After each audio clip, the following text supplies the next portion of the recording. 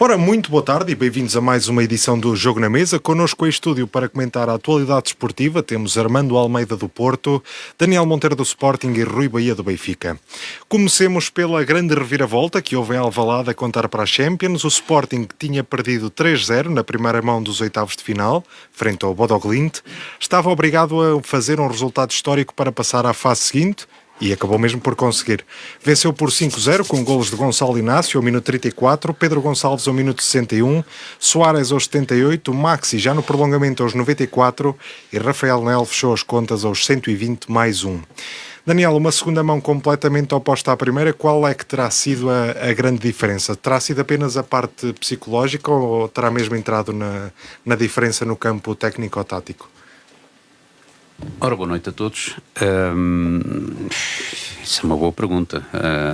Eu estava agora aqui a tirar uma notazinha, também estava aqui a pôr uma anotação de se terá sido a equipa que empurrou o público ou o público que empurrou a equipa. É a história do ovo e da galinha.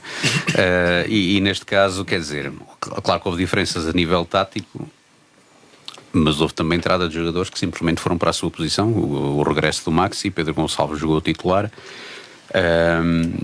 também terá contribuído, mas acho que sobretudo a diferença foi uma diferença de atitude abismal. De um jogo para o outro foi uma coisa, foi o dia e a noite. Enquanto que na Noruega ninguém parecia correr com vontade, ninguém parecia saber o que fazer. Aqui houve uma determinação desde o primeiro minuto, ocasiões logo aos 2 minutos, aos 4 minutos, por aí afora. Comentávamos na altura que aos 15 minutos a eliminatória podia já estar empatada facilmente com as ocasiões e com o volume ofensivo que a equipa tinha. E basicamente de uma forma assim muito simplista posso dizer que o Sporting fez ao Bodo o que o Bodo fez ao Sporting na Noruega. O Bodo é uma equipa muito fechada pelo meio, é muito difícil o Sporting conseguir fazer o jogo entre linhas, então o Sporting abriu o jogo, jogou a toda a largura do campo e isso levou a que o Bodo tivesse muitas dificuldades em contrariar o ataque. Sim, o Sporting acabou com 38 remates, 14 deles. Sim, foi uma coisa assombrosa. A nível de exibições, eu não tenho memória de ter visto uma exibição tão avassaladora e lá está, o Bodo Glimt, assim como não foi surpresa a excelente exibição que fez no primeiro jogo, também não se pode estar agora a dizer que foi uma equipa menor que o Sporting derrotou, porque já tinha uma carreira e já teve grandes feitos conseguidos nesta competição. O que tardava a surgir, obviamente, eram os golos, não é? O primeiro surgiu felizmente naquele canto, Gonçalo Inácio, continua a fazer uma excelente época, não só que é um jogador que frequentemente surge na área e marca, curiosamente mais até que o Diomande, que tem outro poderio físico e tem mais jogo de cabeça, mas o Gonçalo Inácio tem mais golo. Agora, assim, um parentezinho em relação ao Inácio, vi uma estatística dele, uma estatística de jogadores europeus em que o Gonçalo Inácio liderava, mas uma coisa absurda, o nível, comparava a percentagem de acerto de passe e os metros ganhos por cada passe. Passos progressivos. Pronto, que permitem à equipa conquistar terreno. E ele, a nível europeu de defesa, a nível de defesas europeus, ele lidera por uma margem enorme, muito grande mesmo. Julgo que ali em segunda ou terceira também foi surpresa para mim, aparece o Kivior do Porto. Mas o Gonçalo Inácio tem-se destacado nisto e tem sido um playmaker extraordinário. Também é aquilo que verdadeiramente diferencia Gonçalo Inácio, ele que se calhar não é um grande primor defensivo, não é? É um central de equipa grande, não é? Sim. Mas mesmo defensivo já pode-se dizer que entra naquela fase de maturidade. Os erros que às vezes tem vão-se lhe vendo cada vez menos, vão sendo cada vez mais escassos, felizmente. E depois, agora que vamos individualizar, juntou-se ali uma resto de equipa, mesmo o Quaresma, que se calhar a nível de notas foi o que teve uma avaliação menor, mas foi fundamental em vários cortes, em transportar a equipa para a frente, que ele não é tanto na perspectiva do passe, mas sim no transporte de bola, na condução. O Maxi, que fez uma exibição assombrosa, foi considerado o melhor em campo quase unanimemente, apesar de ter sido o Trincão que recebeu esse prémio da UEFA, entregou ao Maxi, porque foi um jogador inexcedível. Yulman a voltar aos bons tempos, o Trincão impressionante, o Trincão merece o destaque porque algo que fala-se muito, que é um jogador esgotado, que joga constantemente os 90 minutos, que precisava de ser poupado, e depois vemos o Trincão, depois de uma perda de bola no ataque, vir cortar uma bola à linha de fundo com uma garra fantástica. Tem sido um jogador essencial. Depois Pedro Gonçalves, que pouco a pouco vai ganhando o ritmo, que ainda não tem o ritmo que seria aconselhável ou recomendável, mas já dá o seu perfume ao futebol do Sporting, já consegue dar linhas de passe, já consegue distribuir o jogo como ele melhor sabe fazer, e nota-se a diferença. Quando ele está bem, nota-se a diferença de ele estar em campo e não estar. Suárez, um avançado de mão cheia, desta vez só marcou de penalti, mas é uma utilidade à equipa que é fantástica. E depois destaca aqui um patinho feio, que para mim é uma coisa... Eu tive a felicidade de ver este jogo no estádio, e no estádio acompanhamos não o que a câmara nos mostra, mas acompanhamos tudo o resto. E eu punha os olhos no Fresneda e eu estava maravilhado, porque para já ele tem uma disponibilidade física que é uma coisa surreal. Ele fez um jogo inexcedível. Eu estava cansado só de o ver, e a estatística no final confirmou. Ele correu praticamente 17 km, quando a média de um jogador num jogo destes é os 10, 11, ele correu 17. É curioso que, se no primeiro jogo, comparados os quilómetros percorridos pela equipa, o Sporting tinha menos um jogador praticamente em relação ao Bodo Glimt, neste caso ele foi 2 jogadores quase. Foi um jogador fantástico, e isto permitiu ir construindo, não é? Na segunda parte, o segundo golo deu aquele acreditar. Apesar dos golos tardarem, eu nunca senti que ninguém ali deixasse de acreditar que não fosse possível, e construiu-se pouco a pouco este conto de fadas, empatado através do penalti. Mesmo antes de terminar o jogo, podia ter sido feito o 4-0 antes dos 90 minutos por aquele arremate do Nuno Santos ao poste, mas logo no início da segunda parte do prolongamento ficaram desfeitas as dúvidas, e concluídas com ali um lacinho no fim, com aquele gol do Nel, que teve uma estreia na Liga dos Campeões fantástica. Conseguiu marcar um golo, e é sempre bonito quando um miúdo tem assim um momento destes. E só assim para concluir de uma forma geral, com 2 notas. Uma para o Rui Borges. Também já o critiquei muito, e critico ainda, continuo a criticar por muitas opções que toma.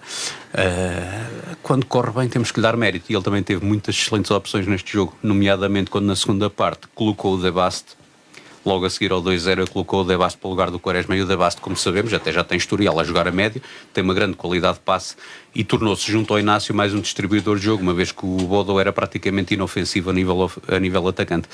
E o De Baste, com esta entrada, praticamente desmantelou, porque passaram-se a criar ali muitas mais linhas de passe, o passe saía sempre com uma grande eficácia, e a partir daí o domínio ainda se intensificou. Destaque também, isto foi visto no estádio, o apoio dos noruegueses também foi constante, apesar de estarem a perder por números grandes. No final foram saudados e aplaudidos pelo público da casa, porque... claro, é uma grande deslocação, mas sempre foram adeptos extremamente cordiais. Andaram pelo estádio,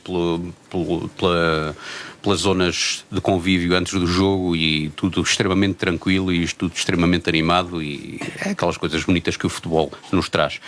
Só para concluir, o Bodo realmente teve uma situação de ataque, foi aquela que caprichosamente bate 2 vezes na trave. Isto, quer dizer, mostra que é uma equipa que não foi ali simplesmente desfeita numa goleada. Eles também sabem, obviamente, jogar a bola, também sabem trazer o seu futebol para o ataque. Acho que isso só dá mais valor à vitória do Sporting, porque soube ter essa parte, mesmo com a avalanche ofensiva, manter essa parte defensiva sempre em sentido e não descurar, só com essa exceção. Armando, e pegando nesta jogada que o Daniel fala, embora tenha sido num lance de bola parada, a verdade é que houve muita inoperância do meio campo e da frente de ataque do Bodo Glimt. Terá sido muito pela parte positiva do Sporting, como diz o Daniel, defendeu bem, ou terá sido mesmo algo que falhou no Bodo? Muito boa noite, ou boa tarde. É bom estar de regresso.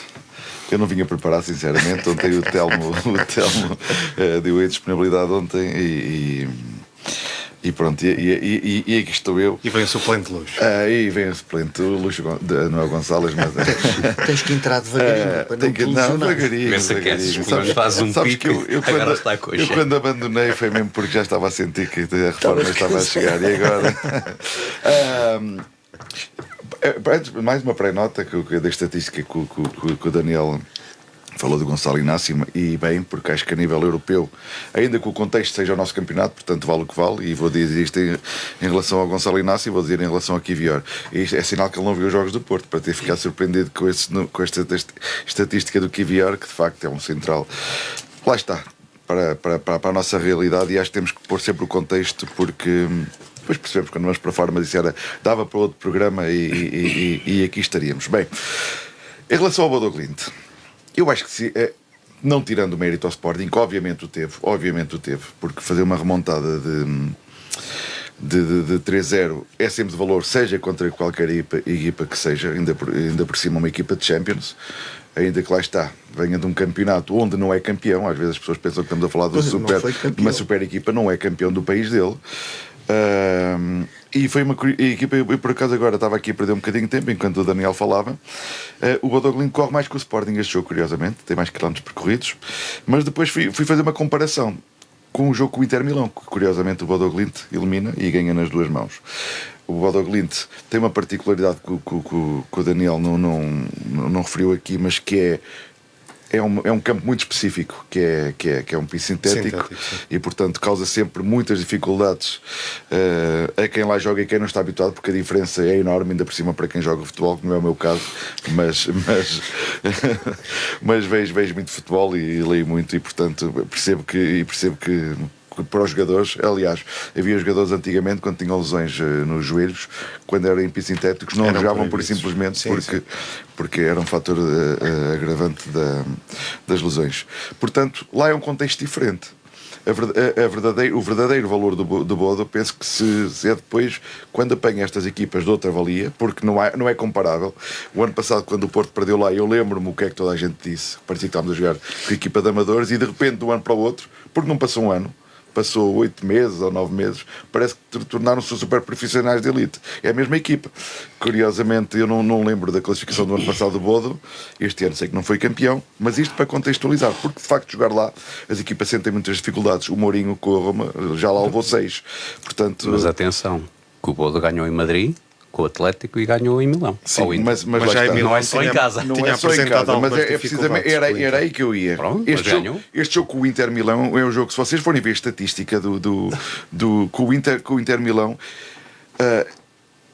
ia dizer uma coisa, nem sei se posso dizer aqui. De volta e meia uma pessoa joga aquelas coisas das apostas e tal, e digo, vou apostar no Inter, porque eu fui ver a estatística ao intervalo, que estava 0-0 ao intervalo. Este jogo tenho memória porque foi um jogo que eu acabei por não apostar, mas eu digo, vou apostar que eu vou ganhar dinheiro nisto de certeza com o Inter Milão, porque a odd subiu muito e era um jogo onde o Inter era super favorito.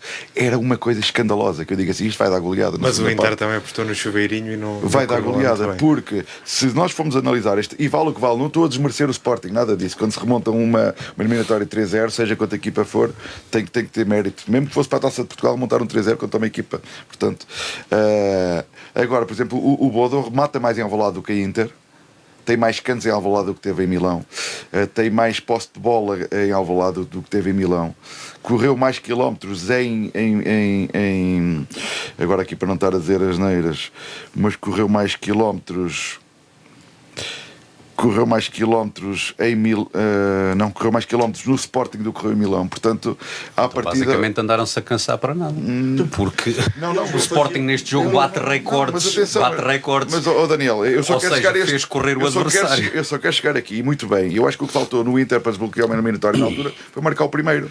porque depois aquilo era um baralho de cartas, porque defensivamente são frágeis esta equipa do Bodo Glimt. Aliás, o Sporting aos 15 minutos, como o Daniel disse, podiam estar a levar 3 ou 4. Foi logo a começar nos primeiros minutos. O único lance foi aos 44 minutos, aquele duplo lance na trave.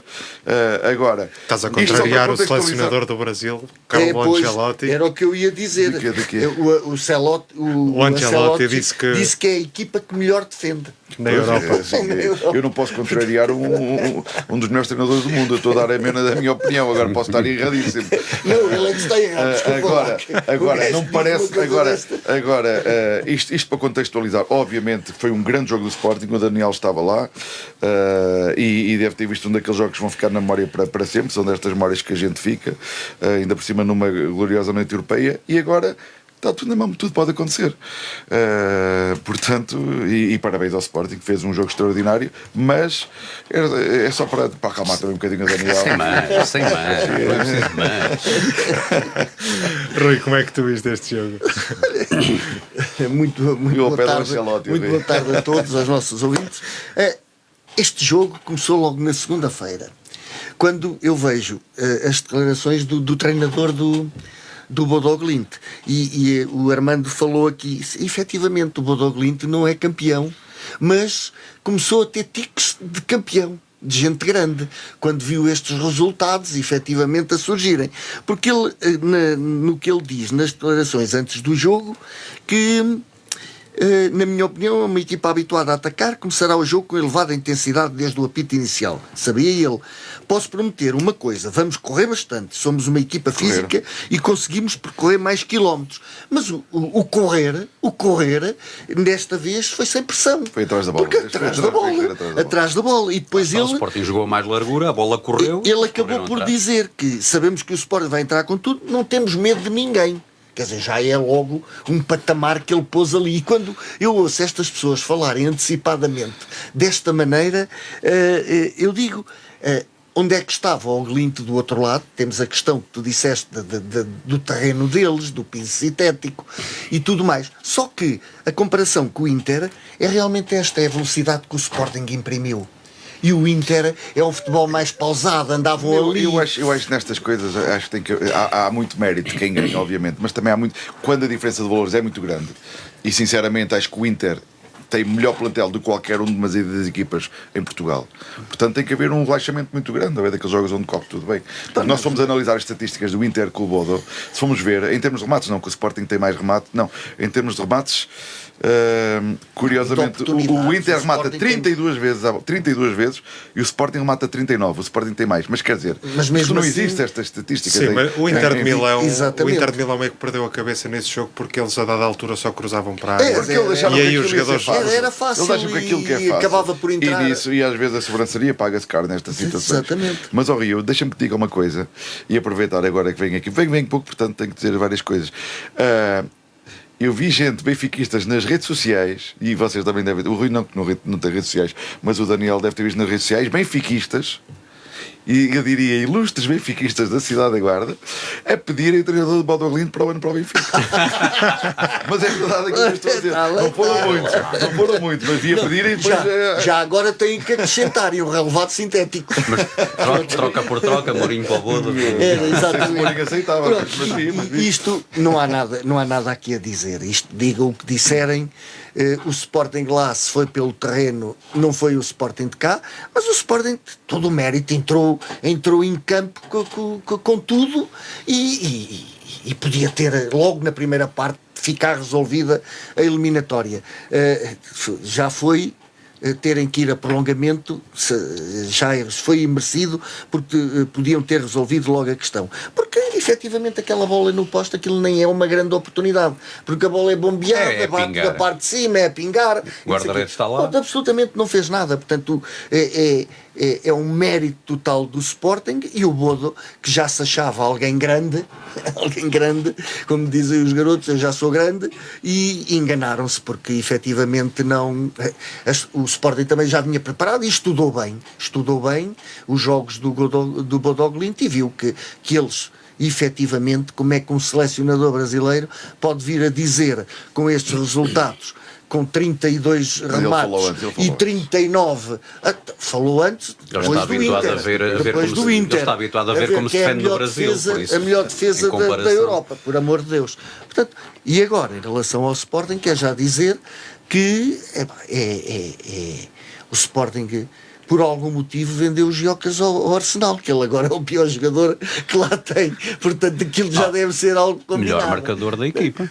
Não, melhor marcador do Arsenal. Mas ainda agora este último jogo com 16 gols, foi 0. O Sporting tem a eliminatória totalmente em aberto, eu digo, porque o Arsenal chega a esta fase da época, parece que leva tudo controlado. Mas basta um canto, não é? Basta um canto. Eu lembro do Porto no último eliminatório com o Arsenal, que foram penaltis, se não me engano. Foi penaltis, não foram? Acho que foram penaltis. Não lembro. Foram penaltis. Foi que o Gaia faz aquela exibição depois nas penalidades. Foi.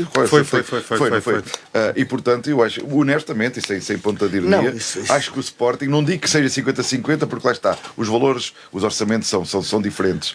Agora, honestamente, penso que o Sporting tem na eliminatória as suas possibilidades. Agora, foram muito criticados agora na final da Taça da Liga. Aquilo foi uma vergonha. A exibição do Saka, que foi uma coisa surreal. E eu já não vou aí extremo com 0 dribles conseguidos. Um extremo. Eu já não vou tanto como tu dizes que é outro patamar, o orçamento. Eu já vou nesta eliminatória. Não, eu já não vou por isso mesmo. O Saka não faz nada, outros não fazem nada. Eu já vou nisto da UEFA pelos países. A ver se me faço entender. Mas a Inglaterra, nesta eliminatória de Champions, levou para tabaco em todos os clubes. E foi pena foi o Arsenal ter eliminado o Leverkusen. Porque o Sporting com o Leverkusen, honestamente, era favorito. E depois, com um bocadinho de sorte para as meias, era um emparelhamento também interessante. E depois era o Newcastle e o Barcelona. Imaginando que o Leverkusen que tinha eliminado e o Newcastle, claro que foi com 7-2. Exato, o Newcastle mas imaginando, havia ali umas portas que caramba, nem cabia aqui nesta. Na primeira mão ainda havia. Não sou de fazer peito antes do tempo. O Porto, depois da vitória por 2-1 na Alemanha, frente ao Stuttgart, a contar para a primeira mão dos oitavos de final da Liga Europa, tinha a tarefa de, nesta segunda mão, pelo menos assegurar o empate para seguir em frente. Para isso, contou com um Diogo Costa imaculado e que segurou a baliza durante o jogo todo.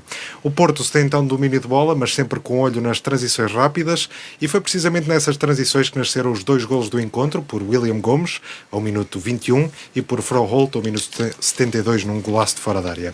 Armando agregado de 4-1, favorável à equipa de Farioli, numa eliminatória em que o Porto, e apesar de bastantes alterações nos 11, acabou por fazer parecer fácil. Não pareceu fácil. Eu digo a nível de números, 4-1 parece fácil. Não foi nada fácil. E principalmente nesta segunda mão houve muitas oportunidades. E na primeira mão o Stuttgart também teve as suas oportunidades. O Porto foi muito efetivo na Alemanha. A efetividade que o Porto teve na Alemanha, o Stuttgart não teve cá. Porque o Stuttgart, se formos ver em puras oportunidades de gol, teve mais oportunidades do que o Porto cá. Claro que o Porto, vindo a primeira mão a ganhar, fez um bocadinho parte da estratégia. E falando dessas alterações que o Farioli está a fazer e que já são de gestão, não é de gestão, já são, não digo previsíveis, mas já se consegue prever a equipa que vai jogar para o fim de semana e vai jogar contra o Nottingham e volta a jogar, porque a gestão que ele está a fazer diz-nos isso, não é preciso... Porto parecia que tinha um plantel curto, mas tem... Não, em janeiro, até janeiro tinha um plantel curto, porque se formos ver a única alternativa é o Eustáquio, a única alternativa a Froholt era o Eustáquio, e havendo uma lesão, o Rosário andava ali. Neste momento temos um Fofana, que é uma real alternativa a Froholt, ou alternativa, ou mesmo um complemento, porque podem jogar os dois perfeitamente juntos. Tem 2 jogadores por posição do mesmo nível. E eu acho que é o único plantel em Portugal que isso acontece. Talvez o Pavlidis anda um pouco em baixo. Penso que o Porto é todos o que tem o pior ponta de lança, dos 3, com o Pavlidis no topo, apesar do Moffi me dar boas sensações, mas ainda não é. Agora, depois do resto, acho que o Porto é aquele que tem 2 alternativas do mesmo nível. Não estou a falar se são melhores ou são piores, estou a falar do mesmo nível para... Estás a contar com lesões? Não, estou a contar a Alberto Martim. Estou a dizer que... Eu não consigo dizer neste momento qual é o suplente. O Sporting neste momento não tem, mas só se tivessem todos os lesionados disponíveis, já equilibrava. Mesmo assim, não tens o Yulman e o Morita, não tens nenhum da mesma valia.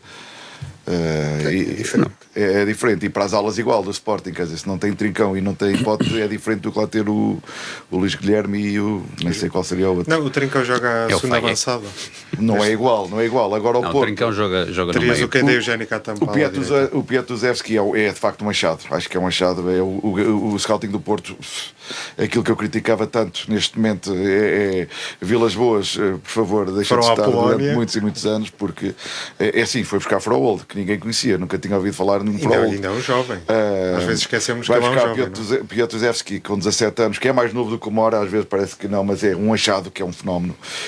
E depois, quer dizer, tem o William Gomes, é tudo novo ali naquele plantel. E vieram os mais velhos que vieram dar experiência, mas é ao mesmo nível. Isto para falar o quê? De facto, o Porto passa, os números são expressivos e são contundentes, mas em jogo jogado as coisas podiam ter tomado um rumo diferente. Não adianta estarmos. É por isso que o futebol é muito mais do que a estatística. Quer dizer, estava a analisar a estatística do Inter com o Bodo, não vinha agora aqui a dizer que a estatística do. Não, se formos ver a estatística do Porto, o Porto tem menos remates, tem menos posse, tem menos cantos, mas é mais efetivo. Mas também teve as suas hipóteses do resultado até poder ser mais do que 2 golos, porque de facto tem ali alguns falhanços na concretização. Portanto, o Porto calhou, na altura, penso eu, dos sorteios mais difíceis, não só por ser o Stuttgart nesta ronda, mas também pelo emparelhamento seguinte, que será, na minha opinião, um dos favoritos. Qualquer equipa da Liga Inglesa é favorita a ganhar uma competição europeia. O Nottingham ou Aston Villa. Sim, do Nottingham. Então quem é que são? Não é o Betis? É o Nottingham. É o Nottingham, sim. Mas podia ter calhado melhor sorteio. Qualquer equipa inglesa que sob orçamentos tem que ser favorita às competições. Agora é uma exibição impressionante de Diogo Costa. Aí onde mostra que é de facto onde às vezes foi tão maltratado o ano passado nas redes sociais por adeptos do Porto, vergonhosamente, porque acho que é inequivocamente o melhor guarda-redes português, isso não se discute. Mas na minha opinião é top 5 mundial. E esta exibição, ainda por cima, tem lá uma bola que ele... eu não sei quem estou do Stuttgart tinha que estar a ver, mas tem lá uma bola que ele é à queima, que tira com a mão direita. Eu estou a fazer o gesto porque está a passar em direto, que é uma coisa impressionante. Vê se aquece antes de fazer o gesto, que já não. E portanto correu tudo bem, não com a equipa titular, e que consegue ter 2 equipas frescas, porque há um pormenor aqui. Eu, para ser honesto, nem sempre ouço o programa, às vezes ouço, mas a maior parte das vezes não ouço. Agora não sei se o Telmo aqui tem referido, mas dos jogadores mais utilizados do Porto são os jogadores que têm menos minutos comparativamente com os do Benfica e Sporting, porque o Farioli é religioso naquilo, aos 60 minutos, quer esteja a jogar muito, quer esteja a jogar pouco, tem que os tirar, porque entram jogadores com as mesmas características frescos, e isso parece na parte física. Depois chega a esta altura da época onde a diferença é muito grande. Rui, o que é que terá feito a diferença nesta eliminatória? Foi esta parte mais fresca, como diz o Armando?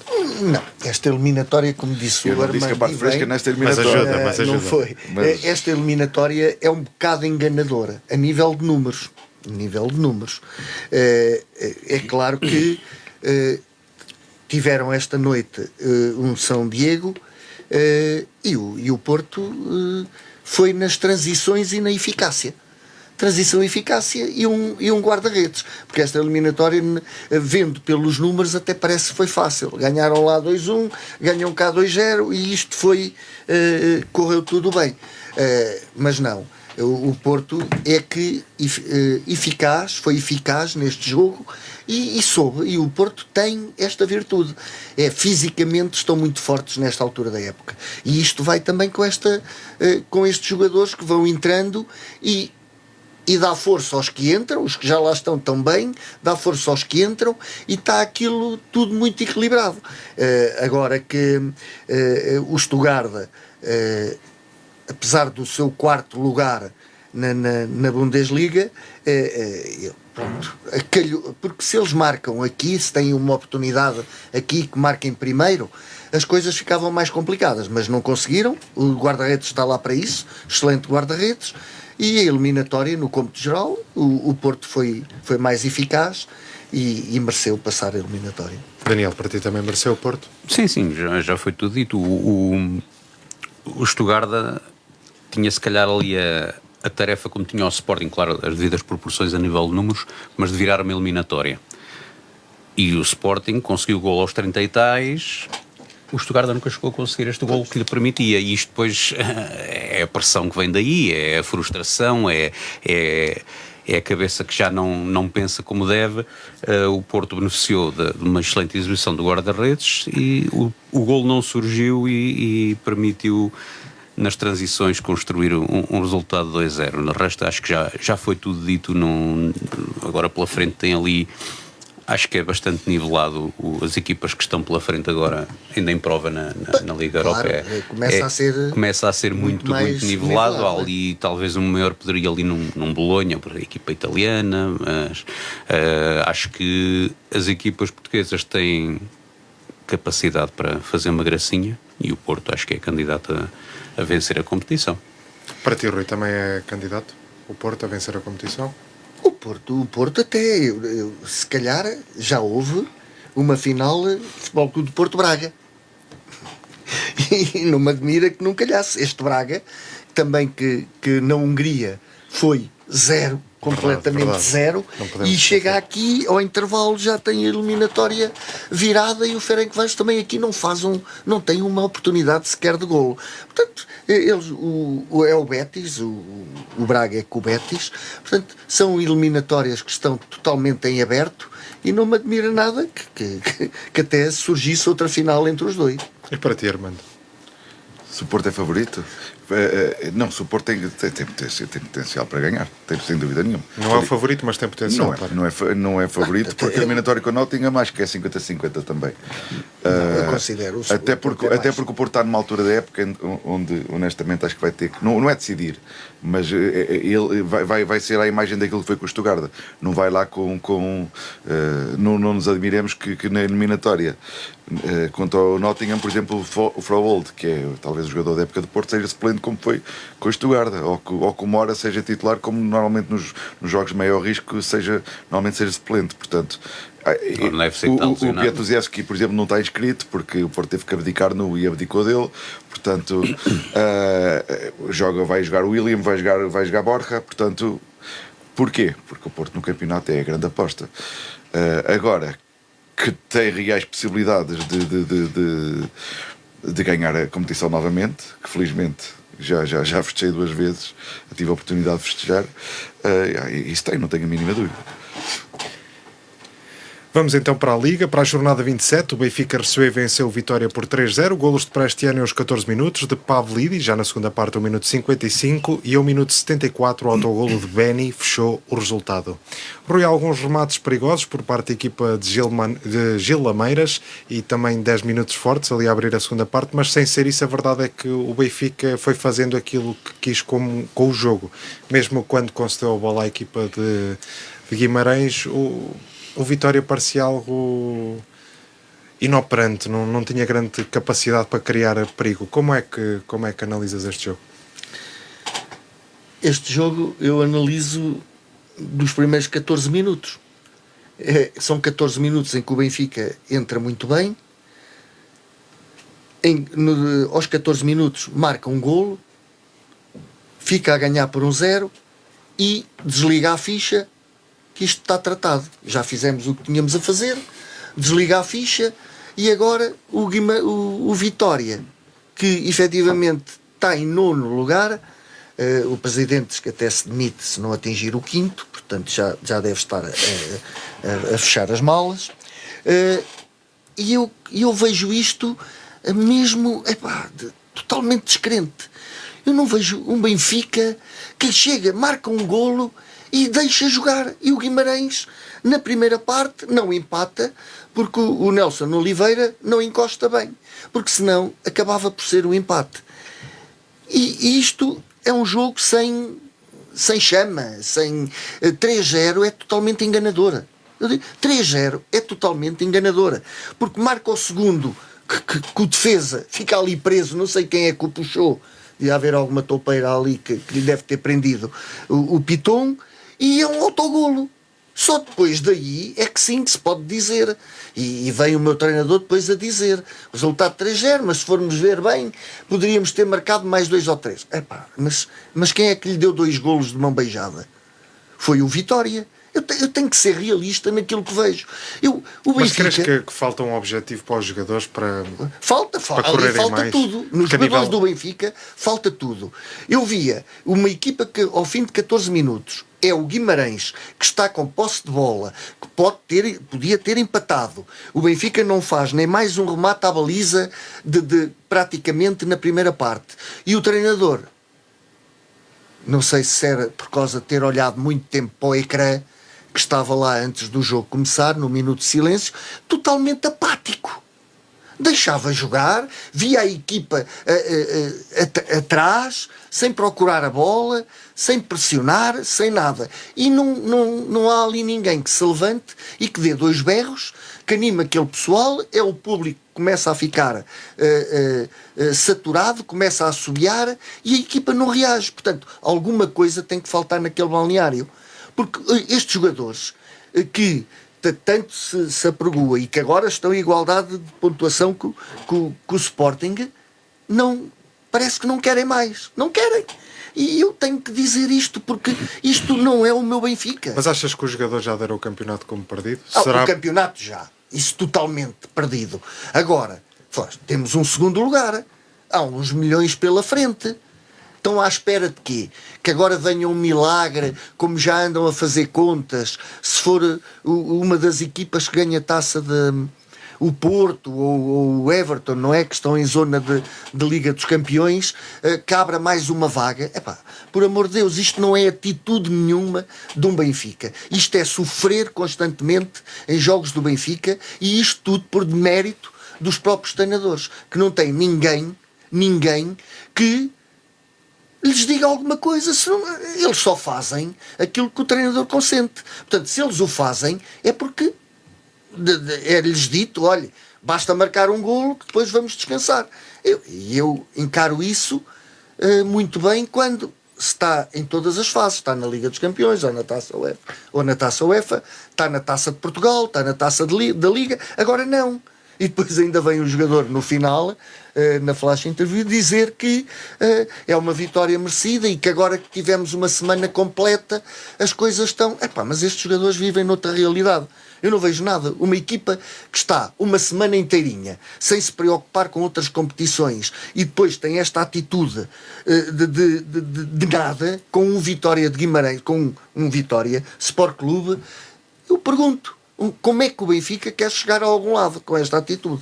Portanto, sinceramente, não dá para acreditar, e o meu treinador não trouxe nada de novo na mentalidade dos jogadores, porque eles cada vez estão piores. Daniel, qual é que achas que será o grande problema desta falta de atitude dos jogadores do Benfica?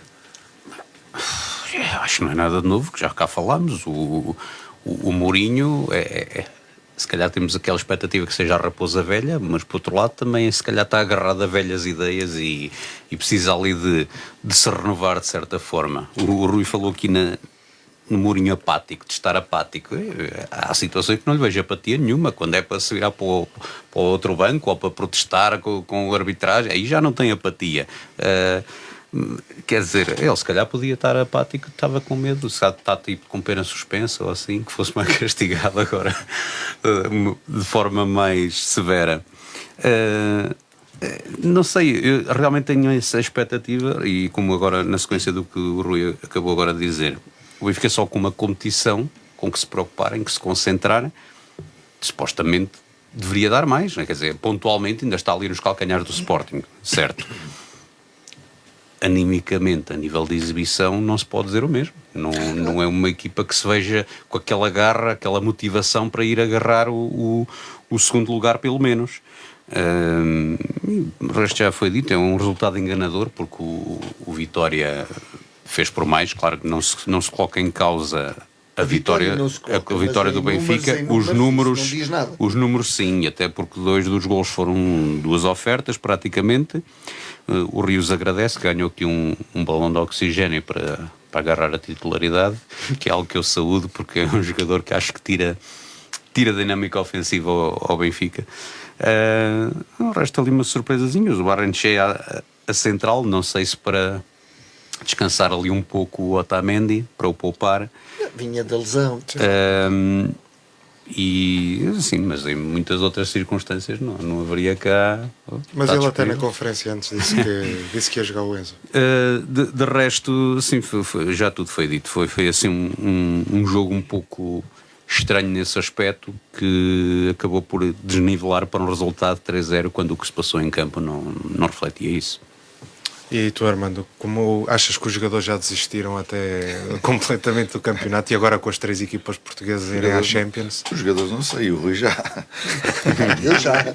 O Rui já, depois de ouvir o Rui já, o Mourinho para ele já nem é treinador para o ano, não sei se estou enganado. Para mim nem era treinador, logo para entrar.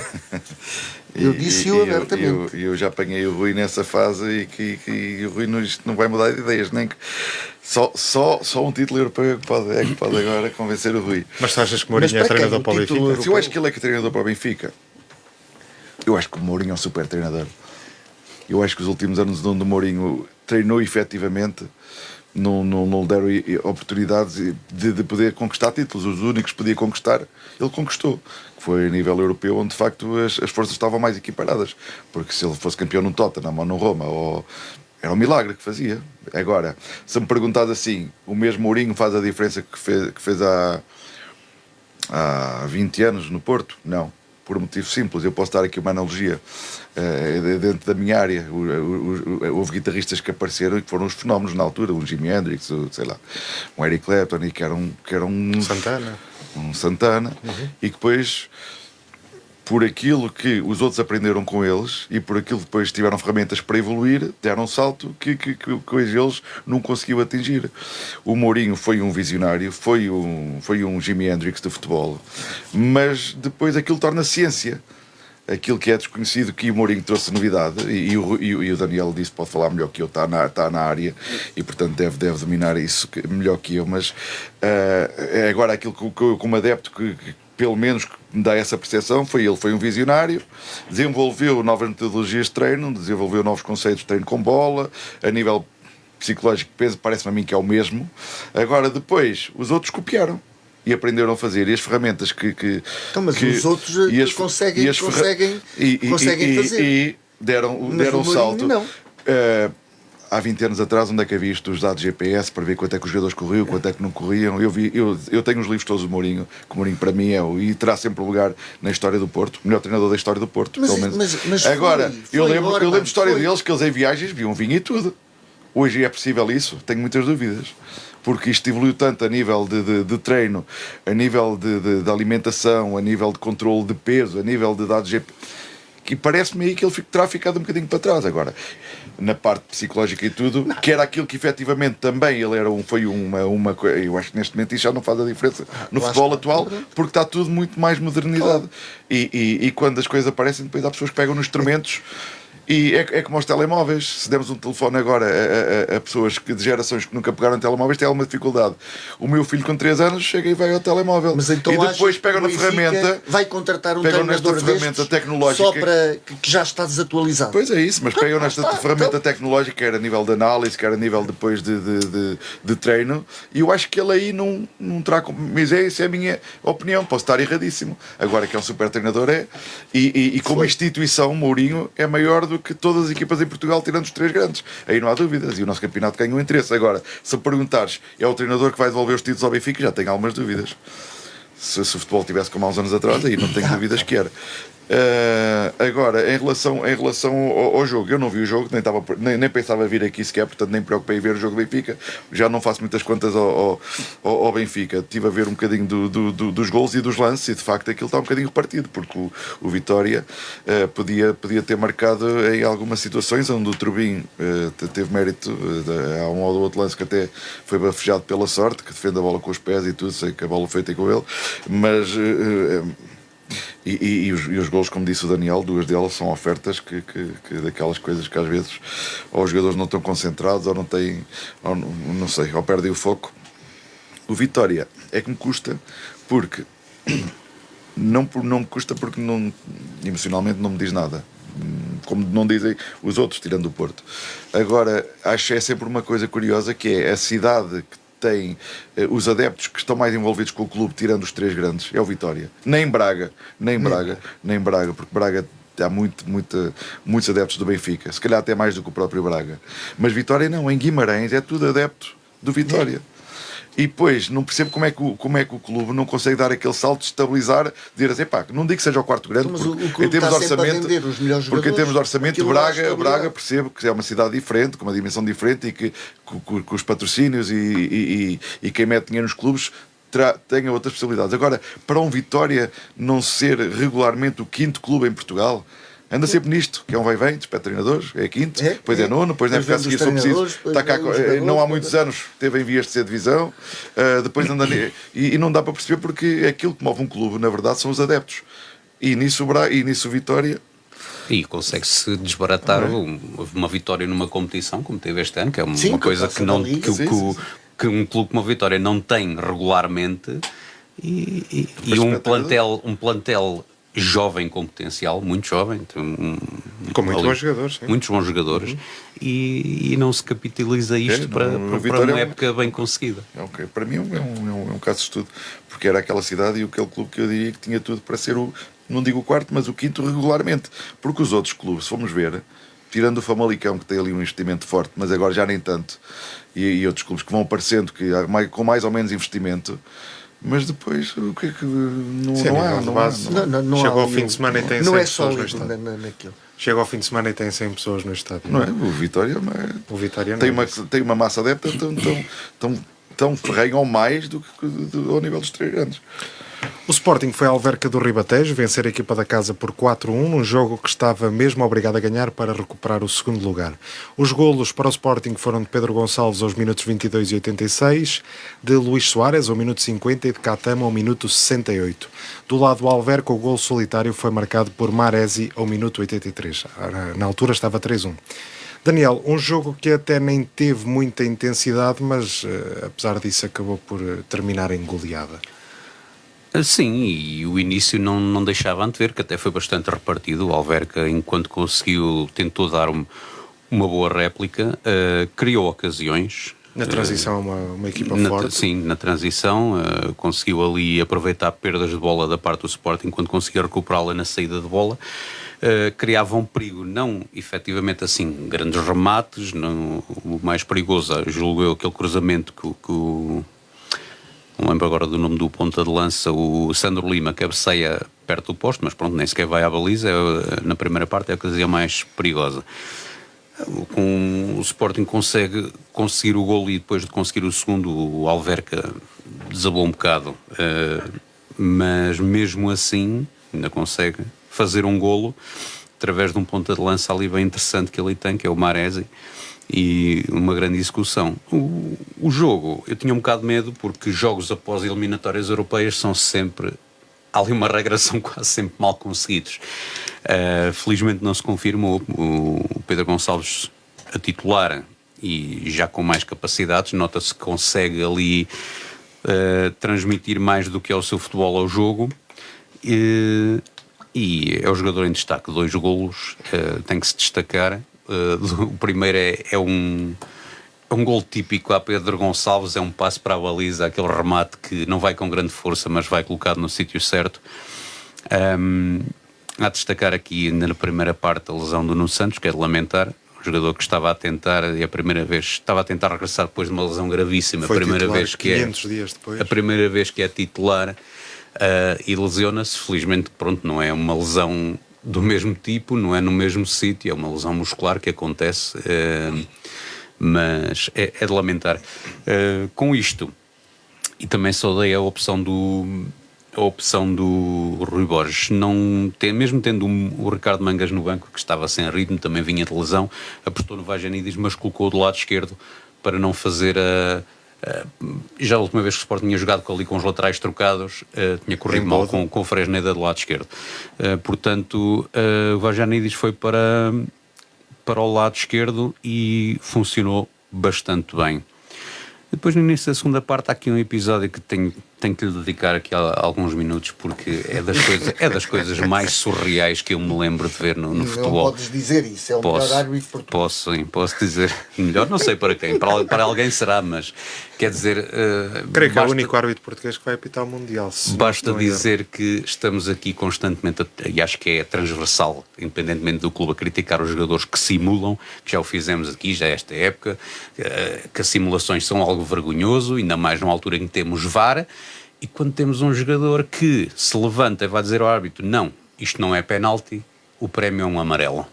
E isto nem inventado, não há qualquer... tanto que vendo, e há uma repetição vista por trás da baliza em que se vê a imagem do Soares, ele desvia a perna, ele tira a perna para evitar o guarda-redes na expectativa de se calhar ainda apanhar a bola, mas a bola já lá vai e ele cai de joelhos, mas nunca faz não faz um pedido de penalti, não levanta os braços no ar como alguns que me fazem que já caem com os braços no ar.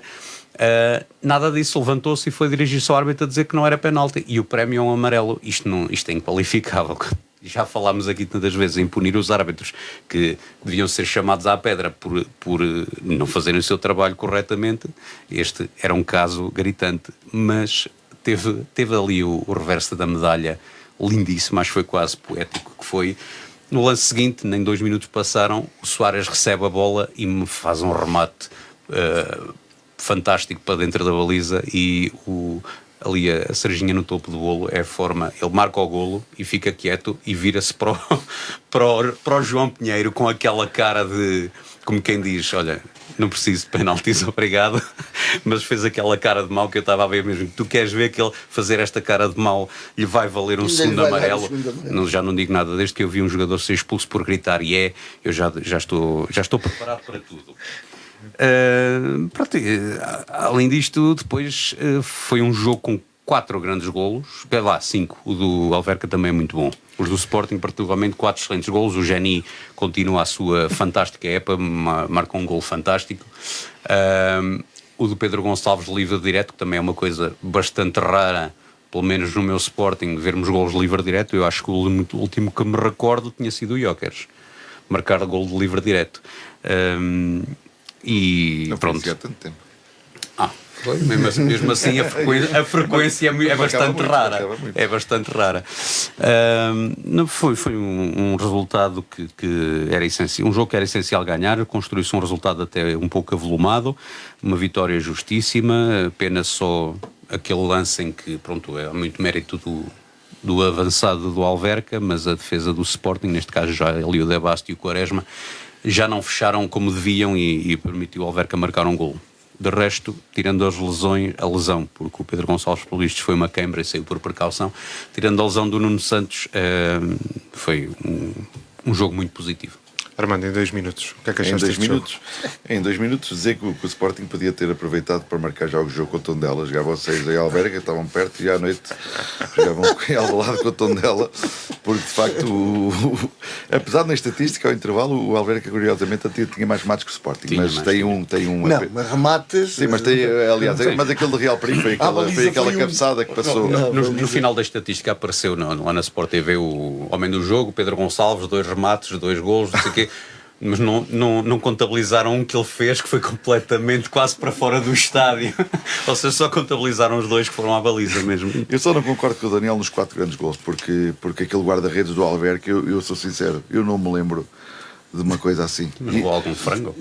Para mim o remate do Soares é completamente defensável, que vai ao meio da baliza. Ele é fortíssimo. Tem maus apoios, tanto quando ele está a defender, ele está mais abaixo que a bola. Acho mais grave o último. O primeiro gol. Mas também no livre, o defesa que está na barreira encolhe a cabeça. Sim.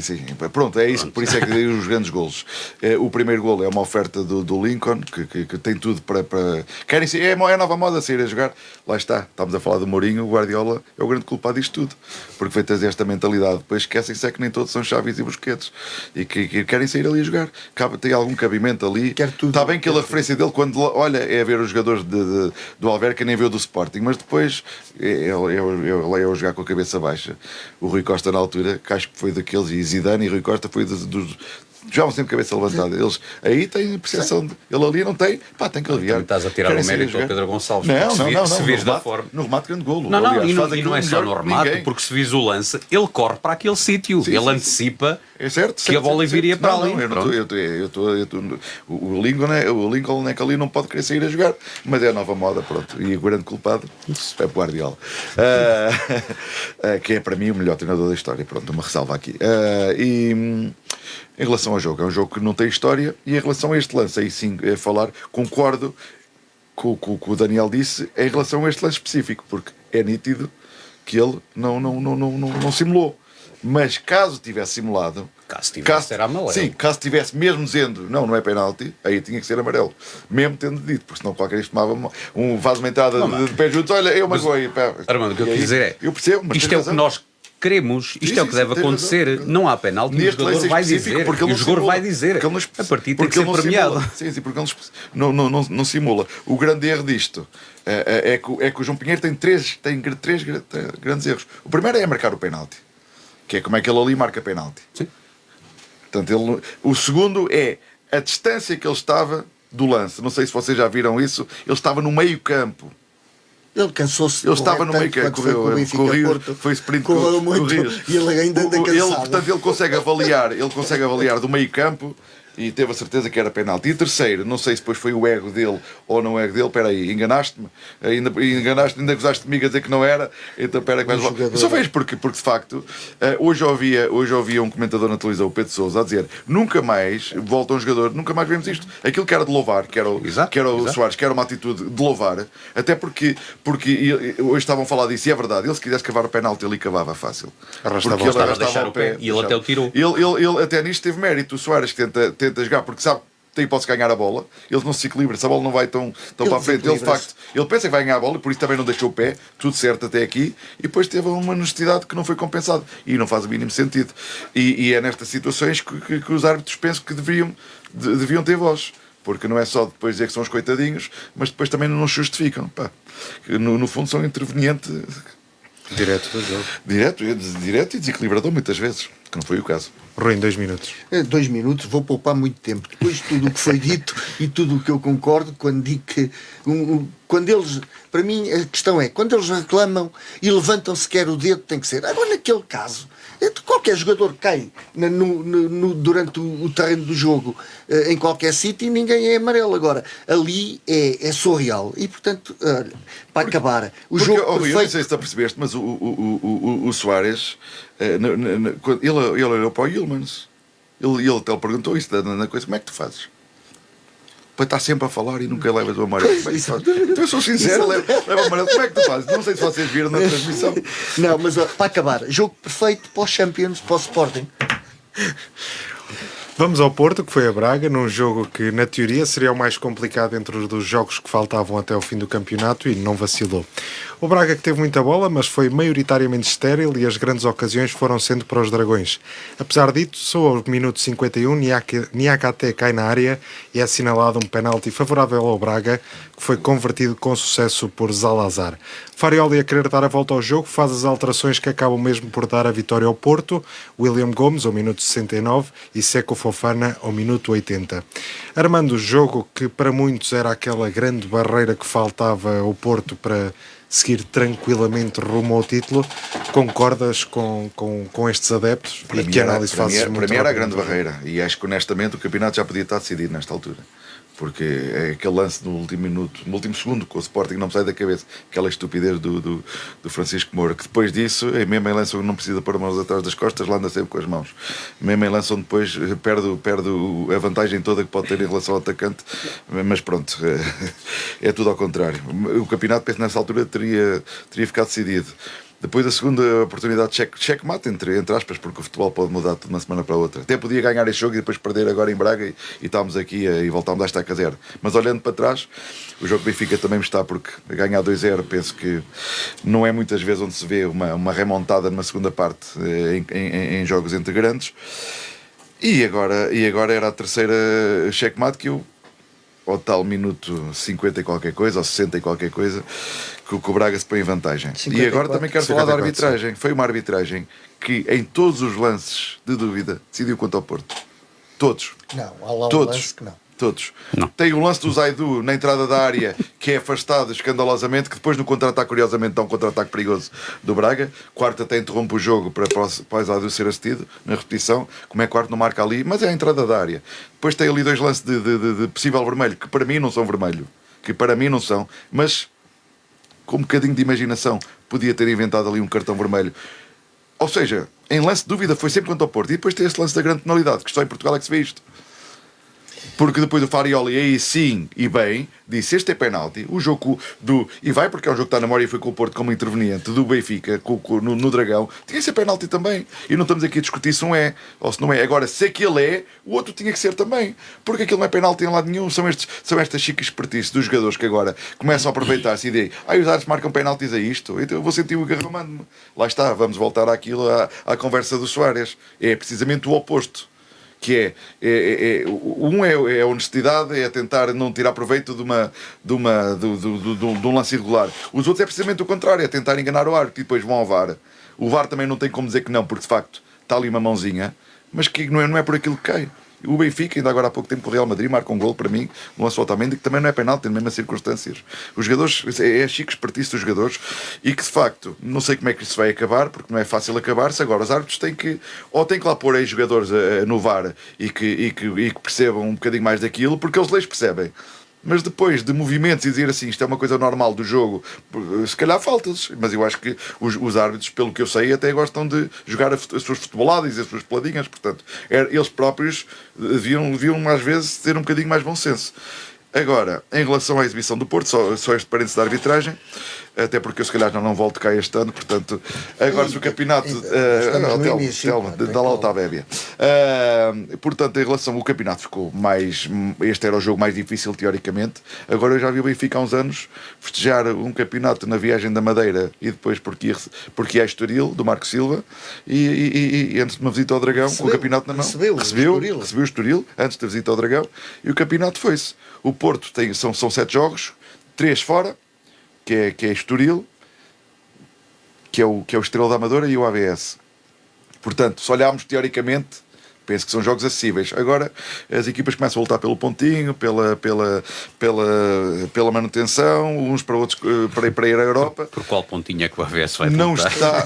Não está decidido. Agora, que o grande passo foi dado, não há dúvida. E que a mentalidade do Porto me enche de orgulho como portista, enche, porque aquilo que ontem eu assisti foi aqueles valores que eu cresci a ver o Porto, que é aquela equipa que não se rende, aquela equipa que dá tudo em campo, que vai até mesmo na adversidade, que vai lutar e que vai atrás do resultado. Porque ontem a adversidade não foi só no resultado, foi nisto que eu, como adepto, sentia que estavam a querer empurrar o Porto para trás. E o Porto foi, e o Farioli aí teve bem, mas eu acho que ele fazia as mesmas coisas que se estivesse a ganhar, porque ele é religioso, ali ele troca. E portanto, agora...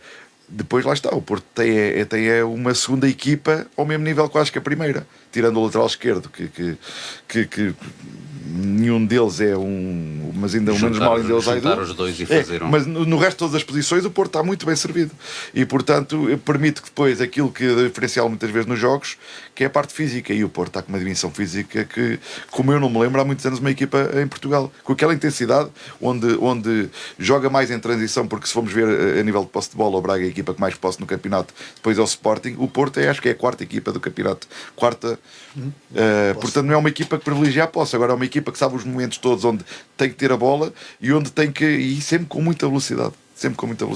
O Conceição fazia um bocadinho isto, mas acho que o Farioli faz com mais qualidade. O que é que eu tenho a dizer? Eu esperava mais de um Braga que tem mais um dia de descanso que teve o Futebol Clube do Porto, mais descanso no próprio jogo com 4-0 e foi uma primeira parte muito fraquinha para ambos.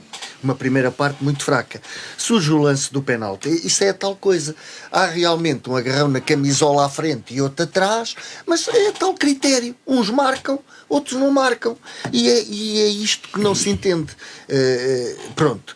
Em relação ao resto do jogo, o Porto acaba por empatar também numa grande abertura do Kivior, não é? E o jogador do Braga é apanhado em contrapé e acaba o William Gomes acabadinho de entrar por marcar.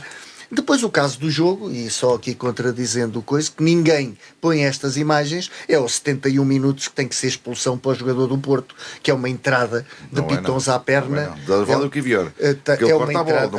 Isso não interessa. Cortar a bola, ele foi lá. Corta a bola. Eu já vi um jogador do Benfica pisar a bola, que é redonda, e o pé ir para o coice, tem que ser expulsão. É na canela, com os pitons. Eu já vi essa imagem. É o caso. Portanto, agora, toda a segunda parte é o Porto que é superior, as substituições acertadas e essa intensidade que o Porto tem e a mentalidade que está a caminho de ser campeão, que acabou por merecer justamente a vitória. Esse lance que ele fala é quase voltar atrás uns anos também contra o Braga, onde o Luís Dias chuta a bola, parte o David Carmo, porque no seguimento o Kivior, se não joga a bola primeiro, há falta e podíamos discutir. Então. Isso é a imagem. Mas tem que ser, a imagem do contacto. Tem que ver o vídeo. Tem que ver o vídeo. O Kivior corta a bola e depois vai bater contra o outro. Não há nada a fazer. Vai bater, vai com a perna em alta, certo? Tem que ser. Não vai com a perna alta. Como é que cortas uma bola e vais com a perna baixa? Tem que ser. Nem há discussão aí. Daniel, muito rápido. Aliás, nenhum dos ex-árbitros se considera lá. Mas quais ex-árbitros? Ele ainda ligas aos ex-árbitros. Esses são da Guerra dos Afonsinos, esses ex-árbitros são da época do Mourinho. Se mostrares esse lance, a imagem parada é uma coisa. Agora é um lance, o lance não é isso. Não. Bom, eu também tinha expectativa do Braga, obviamente, que fosse fazer qualquer coisa mais e tirar pontos a quem vai na frente. A primeira parte foi globalmente fraca. O Braga até teve mais bola, mas produção ofensiva foi zero. Quer dizer, o Porto nisso também tem mérito, porque o Braga realmente tem ali um jogador, que mexem muito. Um Salazar, que é realmente um jogador diferenciado. Mas também teve muito. Tem capacidade para outros voos. E outro é o velho Encalianda, que é o Moutinho, que já tem os seus 39, mas já não sei se já fez os 40. Mas anda ali e é o relógio daquela equipa, que eu até estranhei que ele saísse, porque ele, quando saiu, realmente não se viu ali muito mais por parte do Braga a nível ofensivo. Ele faz a parte dele, o resto é que não surgia, porque o Braga realmente foi completamente inoperante ofensivamente. Depois há aqui uma estatística que eu anotei que eu achei curiosa. Então, às vezes falamos de estatística. O nível de passes, o Porto consegue uma vitória justa, não sofre qualquer contestação. Fez 238 passes, em comparação ao Sporting neste jogo do Alverca fez 637. Ou seja, consegue um triunfo fazendo muitos poucos passes em comparação, mas é o número habitual andar ali aos 400, 500, 238 é pouquíssimo, mas tem mérito, conseguiu controlar o Braga, dar bola, alguma posse concedida, pronto. Quanto aos lances foram falados, penalti. Eu acho que é bem marcado, e aqui a discussão, eu concordo, já falámos aqui até no programa anterior da questão do critério, de quanto às mãos, quanto a vários lances que são os típicos da arbitragem, que tem que se uniformizar o critério, e concordo totalmente com o que foi dito, uniformizar o critério. Muitas vezes eu percebo que há penaltis não são marcados, porquê? Eles estão embrulhados, estão agarrados um ao outro, como é que vamos decidir quem é que agarrou primeiro, quem é que está a fazer a falta, quem é que está a sofrê-la? Ótimo, é isso, e há jogadores matreiríssimos nisto, que puxam a mão do adversário para junto de si, para parecer que está a agarrar, e eles têm artimanhas e tudo. Neste caso eu vejo só, não consigo contestar porque vejo só um jogador a agarrar, e o jogador do Porto tem os dois braços à volta, o outro se calhar deixa-se cair, mas é um bocado de ingenuidade também da parte do defesa, colocar vou dar aqui um abracinho e esperar que nada se marque, quer dizer, está sujeito. Está sujeito. A marcarem aqueles penaltis, Daniel tem que marcar 20 penaltis por jogo. Que seja, que os marquem. Se há meios para isso, não é? Agora, a minha interpretação é esta: quando se vê um jogador a agarrar o outro, não se marca, porque é difícil decidir. Agora, se é um que está claramente a agarrar o outro, deixou-se cair, o outro também não tinha nada que agarrar. A expulsão é aquela velha história. Já vi aqui muitas expulsões defendidas com aquele argumento fantástico, assim, foi imprudente. Por causa da imprudência, até já vi jogadores a escorregar e quando põem o pé no chão pisam. Lembro do Jokers numa vez no jogo da Champions, escorrega, quando põe o pé no chão, está lá o calcanhar do adversário, toma lá um vermelho. Quer dizer, a imprudência dá para muita coisa. Mas dá para muita coisa. Não é imprudente. O Kivior não é imprudente. É o que eu estou a dizer, dá para muita coisa. E também estou a dizer, já vi expulsões. Já vi expulsões por muito menos do que isto. Por muito menos do que isto. Assumindo, foi um resultado justo. O Porto consegue ganhar, o Braga pode-se queixar de si próprio porque não produziu nada e falta um penalti no último minuto, como aconteceu nos jogos com o Sporting, que tive pena. Não surgir um penalti quando já não há hipótese de resposta. Na próxima semana Portugal vai defrontar o México no domingo, dia 29 às 2 da manhã, e vai defrontar os Estados Unidos na quarta-feira, dia 1 à meia-noite. Obrigado a todos por terem estado desse lado, agradecer também ao Armando, ao Daniel e ao Rui por terem estado presentes. A reposição do programa é amanhã, terça-feira, às 10 horas. Até daqui a 2 semanas.